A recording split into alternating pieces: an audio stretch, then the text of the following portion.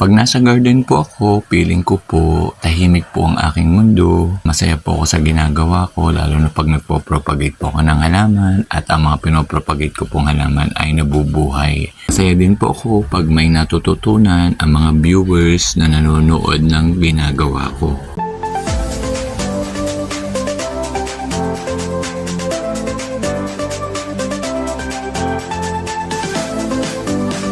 Magandang buhay po sa ating lahat. Dito po ako sa garden. Katatapos ko lang pong magwalis ng aking paligid po ng garden at talaga po namang magkakasunod na araw po ay talaga pong ang lalakas po ng ulan. Kung ang dami pong mga nagpatakang dahon. Ganun po ang sitwasyon lagi sa garden basta po nag-uulan. Ngayon po naman ay may pasikat na po ang araw kaya po nung naisipan ko pong magwalis. Po talaga tayo po ay gusto po ang kalinisan ng ating paligid ay hindi po maganda sa ating paningin na ang dami pong mga kalat kaya napipilitan po talaga tayong maglinis at yun po ay tamang paraan naman po sa pangaraw-araw nating buhay. Ibibigay ko po sa inyo yung mga benepisyo po na nakukuha ko po dito po sa garden. Isa po sa benepisyo na makukuha natin sa pagkakaroon po natin ng garden ay ito po na pagising mo po ng umaga at pupunta ka sa garden, gandang sikat ng araw, malinis na garden, nakakapayapa po ng isipan at nakaka-relax habang ko po ay nagkakape-kape, pinapanood mo po yung mga nagagandang halaman kahit simple lang, masarap na po sa pakiramdam. Pag naglinis ka ng garden at nawalis-walis mo ng maayos, habang nagwawalis ka na medyo pinapawisan, isa na rin po yung paraan ng iyong exercise. Paayos na rin po ng katawan. Maganda rin po ang magwalis-walis sa umaga at yun po ay form of exercise.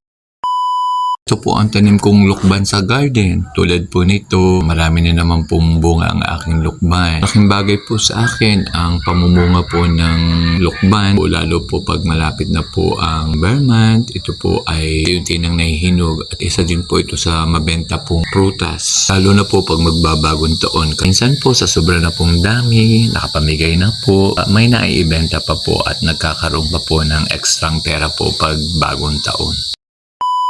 Pag tayo po ay may garden, marami pa po ang mga biyaya na makukuha po natin tulad po nitong tanim ko pong kamyas. Ang dami ko na rin pong na-harvest na kamyas na pinatuyo ko po at ibebenta po kasi po labis-labis na naman po sa bahay yung mga pinatuyo ko. Yung iba po ay ibebenta ko kaya po kakatipid na rin po kami kasi po hindi na po ako bibili ng kamyas na ginagamit ko po sa pagsasaing ng isda. At ang labis po ay naipagbili pa. Nagkakaroon po ako ng ekstrang kita. Kaya po natutuwa po ako sa biyayang ibinibigay po ng aking mga itinanim po. Simula po noong maliliit pa po sila hanggang magsilaki na po sila. Kaya po yung pag-aalaga ko po sa kanila ay tinutumbasan po nila ng mga bunga.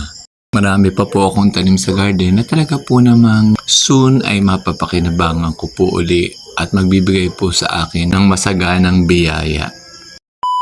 Isa rin po sa benepisyong makukuha mo sa pagkakaroon ng garden ay yung tutuwa ka pag may na-harvest ka na pwede mong gamitin sa iyong pagluluto na hindi ka nabibili. Ganung paraan ay kakatipid ka lalo na po yung mga gulay. Mahilig po kami ng mami kumain ng gulay kaya talaga po naman pagka po may ma-harvest ay tuntuwa po kami. Pag may garden ka po, sigurado ka po na ang gulay na iyong kakainin ay talaga pong fresh at talaga pong sariwa. May mga case po kasi na ang mga binibili nating gulay ay minsan ay hindi na maganda pero wala po tayong magawa dahil gusto nga po nating maggulay yun po ang ating nabibili. Kaya kung may tanim po tayong sarili, tayo po ay makakatipid din at sigurado pong wala pong halong mga kung ano nung chemical dahil tayo po mismo ang nag-alaga.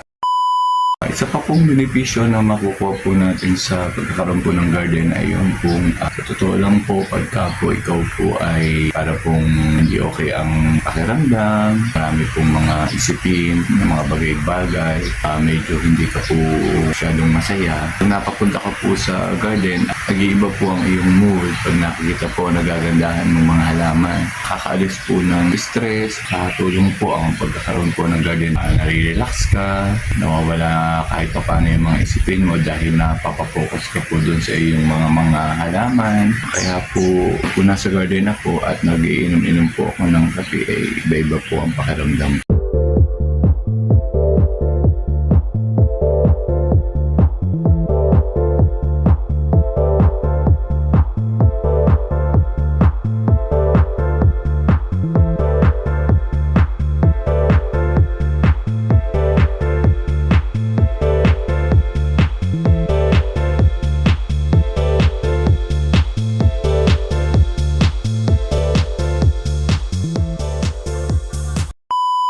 Isa rin pong benepisyo na makukuha mo sa garden ay yung para pong ikaw po ay accomplish o may nagawa pag nakita mo pong ang iyo pong mga halaman ay nagagandahan, buhay na buhay po at talaga po namang masigla.